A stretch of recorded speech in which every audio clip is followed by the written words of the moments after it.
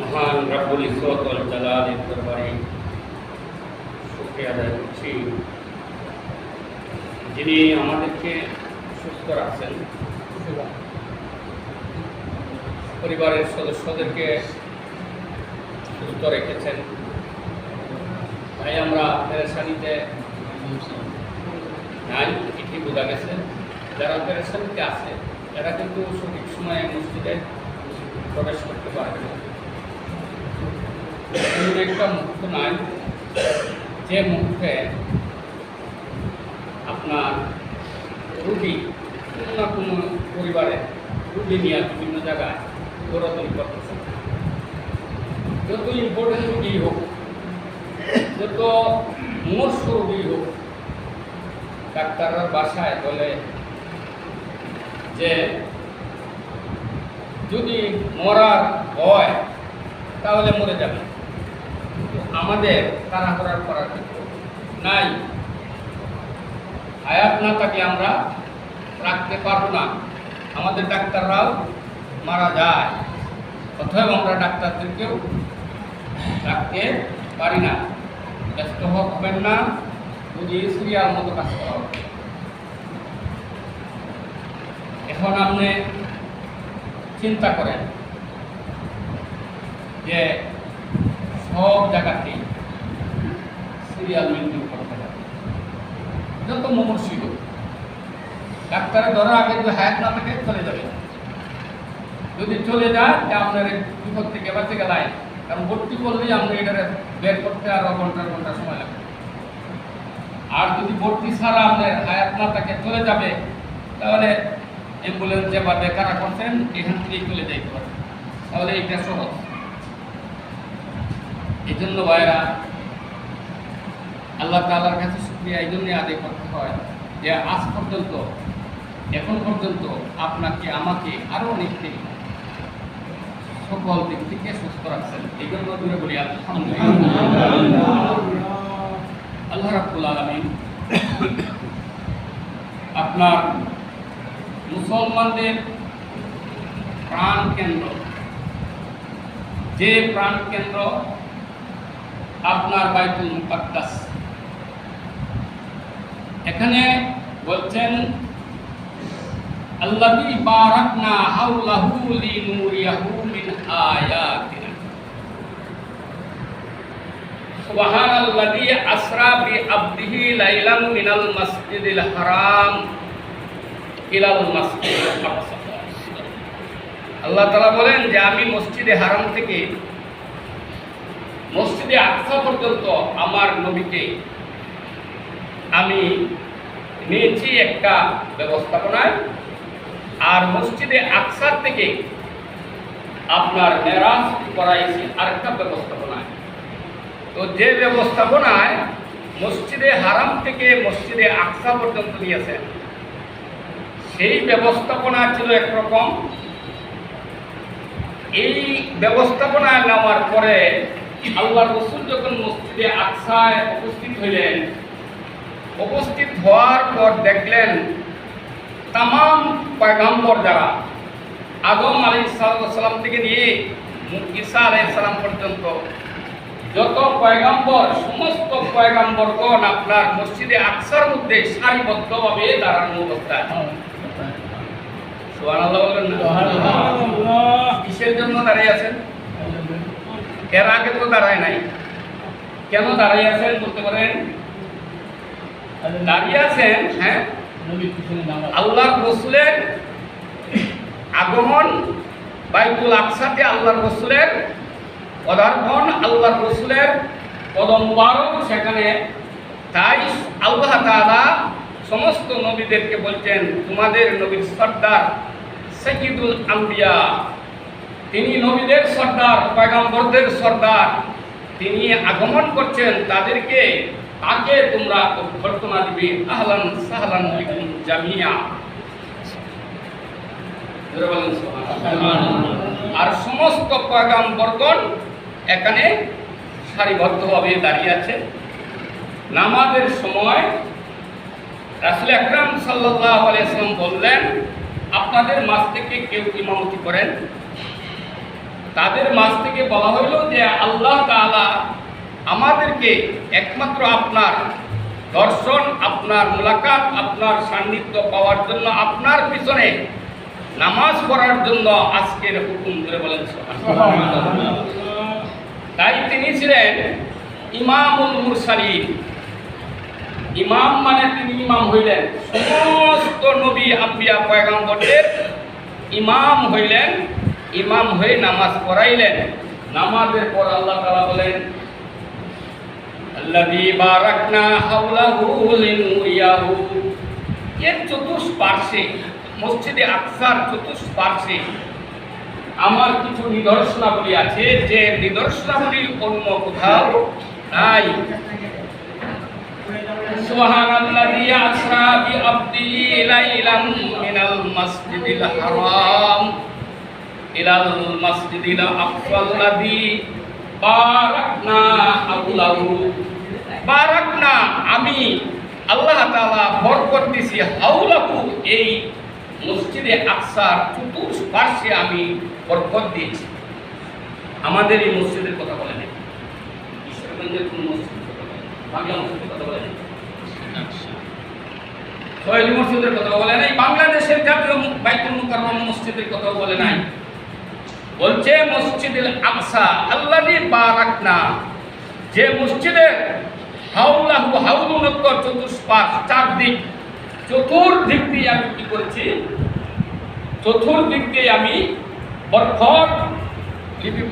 বরকত দিয়ে ভরপুর করে দিয়েছি, পূর্ণতা দান করেছি করে বলে। আর কি করেছি? হাওলাহু লিনুরিয়াহু মিন আয়াতিনা। আর আমার নবীকে আজকে নুরিয়া মানে দেখাবো, নিদর্শন, আয়াতিনা আমার নিদর্শনাবলী, অর্থাৎ মসজিদে আকসার চতুষ্পার্শ্বে যে নিদর্শনাবলী আছে, এইগুলি আজকে আমার বন্ধুকে আমি দেখানোর জন্য এখানে স্টে করাইছি। আর না হয় ইসরা আমি বাইতুল হারাম থেকে একবারে সরাসরি আমি সাতলোক আসমানের উপরে নিয়ে যেতে পারতাম, কিন্তু মসজিদে আকসার আল্লাহর রাসূল সেখানে অবস্থান করলেন। এর চতুষ্পার্শ্ব খুঁজে খুঁজে দেখলেন, কত নিদর্শন আল্লাহ তাআলা রাখছেন, সব কিছু দেখলেন। দেখার পর আল্লাহ তাআলা তারপর ওনাকে আবার উঠায় নিলেন। এর দ্বারা আমি বুঝাইতে চাচ্ছি এই কথা, মসজিদে আকসা এইটা আল্লাহ তাআলা এটার মধ্যে যে বরকত রাখছেন, পৃথিবীর তিনটা মসজিদ, এই তিনটা মসজিদ পৃথিবীর যে কোনো জায়গা থেকে আপনি নিয়ত করে যাইতে পারবেন। কানে কাবা একদম বাড়ির থেকে নিয়ত করে যেতে পারবেন। 2 নম্বর মসজিদে নববী, বাড়ি থেকে নিয়ত করে আপনি যেতে পারবেন। 3 নম্বর মসজিদে আকসা বর্তমানে বন্ধ, ভিসা দিচ্ছে না। মসজিদে আকসা ওই জায়গায় যাওয়ার ভিসা সরকার দিচ্ছে না, এটা বন্ধ। কিন্তু ওইটা এক সময় ছিল, 3টা মসজিদে আপনার বাড়ি থেকে নিয়ত করে যেতে পারবেন। এটা আপনার জন্য বৈধ, আপনার জন্য হালাল, আপনার জন্য একদম নিরাপদভাবে আল্লাহ তাআলা হালাল করেছেন। আর বাকি কোন মসজিদ, এই যে আপনার দূর দূরান্ত থেকে 500 মাইল দূর থেকে পাগলা মসজিদের নিয়ত করে আসতেছে, শাহজালালের মসজিদের নামাজ পড়ব নিয়ত করে আসতেছে, কাজা মঈনুদ্দিন রাহমাতুল্লাহ আলাইহি ওনার মসজিদে নামাজ পড়ব আসতেছে, বিলকুল হারাম হারাম হারাম, কোনো জায়েজ নেই। তারপরে আপনার টাকা আপনার যে কোনোভাবেই আপনি এখানে বরকত মনে করছেন, দান করতেছেন। পাগলা মসজিদও দান করলে, এই মসজিদও দান করলে এই সব হইতো না। আপনার বাড়ি মসজিদও দান করলে সব হবে না। আমার কাছে ওই দিন হোসেনপুরে কিছু লোক, কোরআন কই আপনার এলাকার কিছু লোক বললো যে হুজুর, যে এলাকার মানুষগুলি গাড়ি করে আসতেছে বাড়ির মসজিদে একদিন আমরা দেখি নাই নামাজ পড়তে, কিন্তু শুক্রবারে সকাল আগের দিনে রাত্রে গাড়ি ঠিকঠাক করে দিব, শুক্রবারে 8টার সময় রওনা দিব, যাতে ভিতরে নামাজ পড়তে পারে। এই হলো অবস্থা। আরও আশেপাশের কোনো মানুষ ওই মসজিদে খুব কম দেখবেন, যারা এই একটু নেতাগিরি করে, এছাড়া বাহিনী সবাই ওই মসজিদে চলে যায়। আমার বলার উদ্দেশ্য হলো, আপনি যে যেখান দিয়ে আসতেছেন 1000, 500, 2000, 5000 দিতেছেন, আপনি দিতেছেন যে আল্লাহর রাস্তায় মসজিদে দান করলাম। কিন্তু এই টাকা বস্তার বস্তার টাকা বিভিন্ন ব্যাংকের ম্যানেজাররা রাখিয়া দিয়ে ব্যাংকে নিয়ে আপনি কি করে এটা আমানত রাখে বা এটাতে ব্যবসা বাণিজ্য করে। তো ব্যাংকে টাকা ঢুকলে এটার মধ্যে সুদ ঢুকে। তো আপনার টাকা সুদের ব্যবসা হচ্ছে, আপনাদের টাকা সুদের ব্যবসা হচ্ছে। আপনি দান করছিলেন আল্লাহর রাস্তায়, আর এটা এখন সুদি কারবারে ঢুকছে। এই জন্য বলি যে যখন যেটা চলে এটা যদি খারাপ হয় এইটারে কেউ ফিরায় রাখতে পারে না, এটা চলবেই। বন্যার সময় পানি ভারত থেকেই আসুক অন্য হাতেই আসুক, পানি কিন্তু আসবেই। আপনি দরিদ্র সীমার নিচে আছেন, আপনার নিচু সীমার নিচে আছেন, এইটা পানি কিন্তু দেখবে না, পানি কিন্তু আপনার উপরে করে দেবে। কথা ঠিক কিনা? পানি কেউ বাদ রাখতে পারবে? রাখবে না। কিন্তু এটার মধ্যে যদিও খারাপ তারপর কেউ বাদ রাখতে পারবে না। এইগুলো একটা কথা। 2 নম্বর কথা হলো মসজিদে আকসা। আল্লাহর রসুল মুসলমান 1900 আপনার আছে 1997 সালে মসজিদে আকসার আশেপাশে ফিলিস্তিন ছাড়া ইহুদির কোনো বাচ্চা ছিল না ইসরায়েলে। একটা বাচ্চাও ছিল না, একটা ছেলেও ছিল না, একটা বড় মানুষ ছিল না, একটা মেয়েও ছিল না। এমন একটা সমস্ত এলাকা ইসরায়েল বলেন, গাজা বলেন, এই ফিলিস্তিন বলেন, মসজিদে আকসা শহরাটা ছিল মুসলমানদের দখলে। সেই মুসলমানরা সামান্যতম একটু সুযোগ করে দিল আপনার 1917 সাল। 1917 সাল থেকে 1938 সাল এর ভিতরে আপনার 3% থেকে 10% ইহুদি আয়া ঢুকলো। তারা কাছে এই ফিলিস্তিন মুসলমানের কাছে ভিক্ষা চাইলো।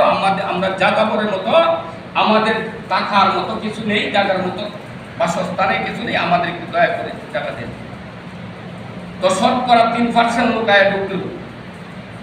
ঢুকিয়া এই সময় সামান্য ফিলিস্তিনের সামান্য একটু জায়গা তারা দিল।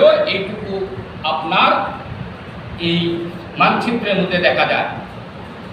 তারপরে আপনার তারা এইভাবে আস্তে আস্তে যখন দেখলো যে ওইলে আমাদের দুতনের জায়গা হয়, দাঁড়ায় থাকলে বসার জায়গা হয়, বসলে শোয়ার জায়গা হয়, এই শোয়ার জায়গা হইল তখন 1947 সালে তারা মোটামুটি ভালো একটা সংখ্যা হয়ে গেল। এমন সংখ্যা হইল আস্তে আস্তে করে শতকরা 55 জন হয়ে গেল ইহুদি। শতকরা 55 জন যখন হয়ে গেল তখন ইহুদিরা আপনার একটা বিস্তার লাভ করলো এবং ফিলিস্তিনের বেশ কিছু অংশ আপনার তারা দখল করে নিল। মুসলমানের জন্য রাখলো মাত্র 45%, ফিলিস্তিনের জন্য, আর ইসরায়েলকে দিয়ে দিল আপনার কি ওই 55%। দেওয়ার পরে তারা এইবার সংগঠিত হয়ে গেল। সংগঠিত হওয়ার পরে আস্তে আস্তে দানা বাঁধতে শুরু করলো। এরকম এক সংগঠন হলো আজকে থেকে না, ওই যে আপনার 1938 সাল বা একটু কম বেশ হতে পারে, এই সময় থেকে এই ফিলিস্তিনের মুসলমানরা আপনার এমনিভাবে যুদ্ধ করে আসছে শুধু তাদের স্বাধীনতার জন্য। আমরা স্বাধীনতা 9 মাসে পেয়েছি। পাকিস্তানের সাথে বাংলাদেশের মানুষ যুদ্ধ করে আপনার মাত্র 9 মাসে স্বাধীনতা লাভ করেছে। কিন্তু ফিলিস্তিনের মানুষ কত বছরের কাছাকাছি হয়ে যাইতেছে, আজ পর্যন্ত স্বাধীনতা লাভ করতে পারে নাই, পারছে না। কারণ দেখেন মুসলমানের মধ্যে ঐক্য নাই। ইরাক বলছে আমেরিকার সাথে আছে, ইরান বলছে আমরা ফিলিস্তিনের সাথে আছি। ইরান কিছুদিন আগে আপনার এই ইসরায়েলে কিছু মানে পরীক্ষা স্বরূপ কিছু অস্ত্র টস্ত্র চালালো, বললো, মানুষ ক্ষতি হয় নাই, তাদের এলাকায় গিয়ে পড়লো, ভূখণ্ডে গিয়ে পড়লো। এইটার প্রতিরোধ নেওয়ার জন্য গতকালকে আপনার আবার পাল্টা ইসরায়েলে, ইরানে এবং সিরিয়ার কিছু জায়গা, ইরাকেও কিছু জায়গার মধ্যে ভূখণ্ডে, ইরাকের ভূখণ্ডেও কিছু করছে তাদের বোমা, এবং আপনার ফিলিস্তিনে ইরানে করছে, এরপরে সিরিয়াতেও করছে। কিন্তু এই যে ফিলিস্তিনরা, এই ফিলিস্তিনের চতুর্পাশে কারা আছে? বেশিরভাগই মুসলমান। একমাত্র ইহুদি ইসরায়েলেও তাদের অর্ধেকটা, বেশ অর্ধেক জায়গা আপনার তাদের দখলে, আর কম অর্ধেক হলো ফিলিস্তিন মুসলমানদের দখলে। কিন্তু আপনার মুসলমান জর্ডান আপনার এই ফিলিস্তিনের কাছাকাছি, আপনার লেবানন ফিলিস্তিনের কাছাকাছি, সিরিয়া ফিলিস্তিনের কাছাকাছি, মিশর ফিলিস্তিনের কাছাকাছি, ইরান ফিলিস্তিনের কাছাকাছি। কিন্তু আজকে সৌদি আরব, আরব আমিরাত এগুলি ফিলিস্তিনের কাছাকাছি। কেউই আপনার একমাত্র প্রতিবাদ করছে ফিলিস্তিনের পক্ষে ইরাক আবার বিবৃতি দিছে, আমরা তোমরা সাথে নাই, আমরা যুদ্ধ চাই না। আবার ইরাক কিছুদিন আগে সাদ্দাম সাহেব থাকতে যুদ্ধ থানা, কিন্তু যুদ্ধ করিয়া ইরান দখল করেছে, এখন যুদ্ধ থানা। তার মানে এই ইসরায়েলের পক্ষ অবলম্বন করছে। এইগুলির থেকে দেখা যায় মুসলমান অনৈক্য, এবং তাদের যে ইসরায়েলে যারা সমর্থন করছে তারা কিন্তু ঐক্য। এর দ্বারা বোঝা যায় যে পৃথিবীর অবস্থা খুব ভালো দিকে না। আপনারা যারা সচেতন, আপনারাও আমি শুধু আপনাদের কাছে মুখপাত্র তার ভূমিকা হিসাবে আপনাদের কাছে উপস্থাপন করলাম। তো আপনারা যারা সচেতন তারা প্রত্যেকে আপনারা বিষয়টা লক্ষ্য করতেছেন। এরপরে আপনার 1948 সাল থেকে 1956 সাল পর্যন্ত তারা ইহুদিদের সংখ্যা হয়ে গেল সেখানে 75%, শতকরা 75%। যাই হোক, আমি এগুলি বলার অর্থ হইল এর পিছনে একটা রহস্য আছে। ওরা কোরআনকে এরকম ভাবে বিশ্বাস করে কারা? ইসরায়েল। ওরা কোরআনকে কেন্দ্র করিয়া যা কিছু করতেছে সমস্ত কিছু কোরআনকে কেন্দ্র করে করতেছে। আর মুসলমান কোরআনকে এই রমজান মাসে কিছুটা ধরছে, কিছুটা ছাড়ছে। এইভাবে জিজ্ঞাসা করে প্রথমটা করতেছি না, কিছু বলছিলাম। অর্থ তো নাই, অর্থ বুঝে বা অনুধাবন করে উপলব্ধি করে আপনার আল্লাহ তাআলা বলছে যে তোমরা কোরআন শরীফকে এমনভাবে পড়ো, ওয়ালাকাদ ইয়াসসারনাল কুরআনা, আমি কোরআনকে তোমাদের জন্য সহজ করে দিয়েছি। কেউ মুখস্থ করবা, সহজেই মুখস্থ করতে পারবে। কেউ অর্থ করবা, সহজেই অর্থ করতে পারবা। কেউ তাফসীর করবা, সহজেই করতে পারবা। কেউ ব্যাখ্যা বিশ্লেষণ করবা, সহজেই করতে পারবা। কেউ রিসার্চ করবা, গবেষণা করবা, সহজেই করতে পারবা। আল্লাহ পাক একটা বাক্যের মধ্যে ওয়ালাকাদ ইয়াসসারনাল কুরআনা, ইয়াসসারনা অর্থ হলো আমি সহজ করে দিয়েছি। কি করে দিয়েছি? সহজ করে দিয়েছি। আমি সহজ করে দিয়েছি, আল্লাহর ওয়াদা, কোরআনকে সহজ করে দিয়েছি। কিন্তু এই রমজান মাসও আমরা যারা নামাজ পড়ি প্রত্যেকের মুখের মধ্যে টোকা দিয়ে বলতে পারবো না যে আমি একটা অন্তত গর্ত করছি না, অনুবাদও করছি না, ব্যাখ্যাও করছি না, তফসিরও করছি না, শুধু সূরা ফাতিহা থেকে নাস পর্যন্ত আমি কি করছি? এই তেলাওয়াত করছি, কোরআনটার দিকে দেখে মুখস্থ করছি। এরকম আমার মনে হয় কয়েকজন ছাড়া আর কেউ নাই। কোরআন পড়ার সময় নাই, অথচ কোরআন বলতেছে যে তুমি তো আমাকে অবহেলা করছো, তোমার সাথী কিন্তু কেউ হবে না, তোমার সাথী সব তোমাকে কবরে রেখে চলে আসবে। কাটকিটা দিয়া, দুই মুঠো মাটি দিয়া একটু দূরে তাকে একটু দোয়া করবো, চলে আসবে, কেউ আর তোমার সাথী হবে না। আমি কোরআন কিন্তু তোমার সাথে থাকবো। এত বড় ওয়াদা দিল কোরআন, তারপরেও আমি পারলাম না রমজান মাসে একখান কোরআন শরীফ খতম করতাম, পারি নাই। অতএব চিন্তা করার বিষয়, ইহুদিরা কোরআন রিসার্চ করছে, করার পরে দেখলো যে এখানে কি বলছে যে আল্লাযী বারাকনা হাওলাহু লিনুরিয়াহু মিন আয়াতিনা ইন্নাহু হুয়াস সামিউল বাসীর। এই আয়াতটাকে এমনি ভাবে আপনার বিশ্বাস করে দেখছে যে এইখানে অনেক কিছু আছে। কাজেই এইখানে ঈসা আলাইহিস সালাম আসবে, তারা এই দিক নির্দেশনা পেয়েছে। ঈসা আলাইহিস সালাম এসে এই ইসরায়েলের গাধার মধ্যেই আপনার তার অফিস করবে। এখান থেকেই তার ঈসা আলাইহিস সালাম কারে দজ্জাল বলেন, ইয়াজুজ মাজুজ বলেন, তাদের বিরুদ্ধে ইমাম মাহদী এখানেই আয়া অফিস আদালত করবে। এটাই হবে তাদের গাঠি, আর এখান থেকেই শুরু হবে আপনার কিয়ামতের সূচনা। এই জন্য তারা চিন্তা করছে যে এই জায়গাটা আমাদের দখলে থাকা দরকার। এই জন্য তারা প্রাণ প্রাণ দিয়ে দখল করতেছে। আজকে যদি ইরান যেভাবে আপনার স্বতঃস্ফূর্ততার সাথে এই ফিলিস্তিনি বাহিনীর সাথে আপনার সংঘবদ্ধ হয়েছিল, সংগঠিত হয়েছিল, আমাদের বাকি মুসলমানরা যদি হইতো, তাহলে যে বলা হয়েছিল এই কথা যে ইহুদি যে কয়জন আছে মাত্র কয়েকজন, 2 কোটি ইহুদি সারা বিশ্বে, আর মুসলমান 150 কোটি, এর উপরে এরা যদি ঐক্য হইতো, তাহলে ইহুদিদের অবস্থান এই পৃথিবীটা থাকতো না, অন্তত কমপক্ষে কোনো না কোনো একটা বঙ্গোপসাগরে থাকবে। কিন্তু মুসলমান কিয়ামতের আগে আর ঐক্য হওয়ার সম্ভাবনা খুব কম। যাই হোক, আমি আপনাদের সামনে সামান্য তত্ত্ব দিলাম, আপনারা একটু দেখবেন, একটু বুদ্ধি কাটাইবেন। এক মুহূর্ত চিন্তা করা, এক মুসলমান ভাই মরতেছে, তার জন্য একটু চিন্তা করলেন, একটা মুহূর্ত, একটা সেকেন্ড আপনার ভিড়টাকে ওইদিকে ডাইভার্ট করলেন। আল্লাহ তাআলা বলেন 60 রাকাত নফল নামাজ তুমি পড়িয়েছে, সব পাইলে এতটুকু সব আমি তোমাকে দিয়ে দিলাম। এটা বলছে, আর আমার ভাই মারা যাচ্ছে ঘুমার মধ্যে পড়ে বা যে কোনো অবস্থায় মারা যাচ্ছে, আমি হাসি খুশি সব কিছু করলাম, চিন্তাও করলাম না, তাহলে আমার মতো অথর্ব মুসলমানের জন্য আল্লাহ তাআলা খুব একটা দরকার হবে। এই জন্য ভাইরা, আল্লাহ তাআলা এই শাওয়াল মাস চলছে, শাওয়াল মাসের ব্যাপারে আপনার একটা হাদিস আছে। এই হাদিসটা হচ্ছে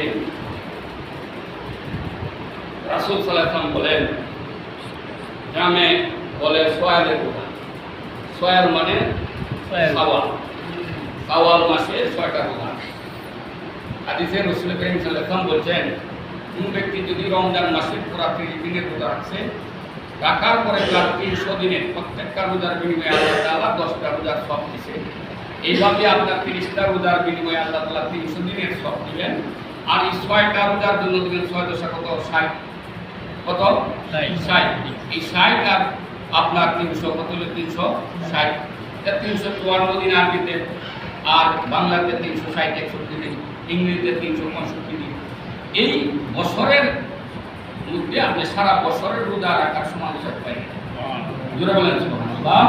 আল্লাহ রাসূল বলেন, যে বান্দা আল্লাহর সাথে একদিন শাওয়াল মাসের অথবা পূর্ণ 6 দিন অথবা রোজার 1 মাস রমজানে রোজা রাখলো, সেই ব্যক্তি আপনার সেই বান্দাকে আল্লাহ তাআলা এর বিনিময়ে জাহান্নাম থেকে 70 বছরের পথ দূরত্বে তার স্থান, জাহান্নাম থেকে তার স্থান হবে 70 বছরের রাস্তা। একটা মানুষ হাঁটতে যদি 70 বছর হাঁটতে থাকে, কত দূর যাবে? এই 70 বছর রাস্তা দূরত্বে, আর জাহান্নামের দূরত্বটা আর ওই ব্যক্তির দূরত্ব 70 বছরের রাস্তার দূরত্বের সমান। আমরা যারা পারি, সুস্থ আছি, এটা আবার নফল রোজা, অসুস্থ মানুষ আবার একটা বয়ান শুনে আপনার এই রোজা রাখলেন, পরে ওষুধটা বেড়ে গেল, এটা এরকম না। যারা সুস্থ, কোনো সমস্যা হবে না রোজা রাখলে, তারার জন্য হচ্ছে তারা রোজা রাখবে। আর আপনার দৈনন্দিন আপনার কবরে আপনার প্রতিদিনই কি করতেছে, যে কবরকে বলতেছে যে কবর প্রতিদিন মানুষকে সেই 5টি কথা বলে। কবর প্রতিদিন মানুষকে উদ্দেশ্য করে, যারা কবর যায় আর যারা বুঝিয়াল এরার কথা কিছু নেই, বুঝিয়ালেও যারা বুঝিয়াল এরা দরকার না, যারা কোনো কিছু চাপা করিয়ে যে আজকে বেশ কিছু লোক মেয়েরা হয়তো পাপটা মরেছে, এই রিক্সা আহরণ করছে, ধাক্কা মারছে আরেক গাড়ি আয়া, বাপটার সাথে সাথে মারা গেছে, মোটর সাইকেল আরোহী বাসে ধাক্কা মারছে, সাথে সাথে মরে গেছে, এরকম তো অনেকেই আছে। এরকম আমাদের যারা অ্যাক্সিডেন্ট দুর্ঘটনায় মারা যায়, তারা তো আছেই।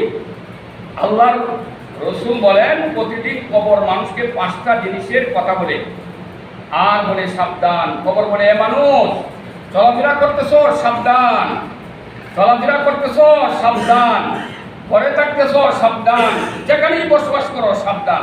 1 নম্বর, আমি একাকীর ঘর, আমি কবর একাকীর ঘর, দয়া করে সঙ্গী নিয়ে এসো। আমি যে কবরটা তোমার জন্য একটা ঘর হবো, এই ঘরটা একাকী ঘর, এখানে একাই তোমাকে থাকতে হবে। অতএব দয়া করে তুমি কি নিয়ে আসবে? সঙ্গী নিয়ে আসবে। এবার সঙ্গী বলতেছেন, সঙ্গী হলো আপনার কোরআন। সঙ্গীকে কোরআন, এই কোরআন আপনার সঙ্গী হবে। অতএব কোরআন কিন্তু 1 নম্বর কবর আপনাকে বলছে একাকী ঘর, একা একা থাকতে পারবা না, খুবই ভয় লাগবে। এই ভয় দূর করতে তোমার সঙ্গী নিয়ে আসতো কোরআন। তাহলে আজকে থেকে আমরা একটু চেষ্টা করবো, অনেক হুজুরের সাথে, এমন হুজুরের অভাব নাই, বললে হুজুর, ঠিক না? যার যেমন পছন্দ হয়, সেখানে কিচ্ছুই জানেন না, একটু শিখেন, কিছু জানেন একটু শুদ্ধ করেন, একটু এই সাথী কবে কখন আপনার ডাক এসে যায়, সাকরাতুল মউত আসার সাথে 1 সেকেন্ড থাকতে পারবেন না, অনেকেই থাকতে পারে নাই, আপনিও থাকতে পারবেন না। অতএব একটু সুযোগ করে নেন, কোরআন আপনার সঙ্গে হবে। 2 নম্বর কবি বলেন, আমি অন্ধকার ঘর, আমি অন্ধকার একটা ঘর, কোনো জানালা নাই, কোনো দরজা নাই, উপরে সামান্য জায়গা বাঁশের কাঠি দেয়া, জাফা মাটি দেওয়া। অতএব এখানে কোনো আলো নাই। অতএব তোমরা আলো নিয়ে আসো। আলোটা কি? আলো হইল তোমার নামাজ। নামাজ হইল ঘরের মধ্যে অন্ধকার দূরী করবো। এই অন্ধকার দূরীভূত করার জন্য আমাদের নামাজ।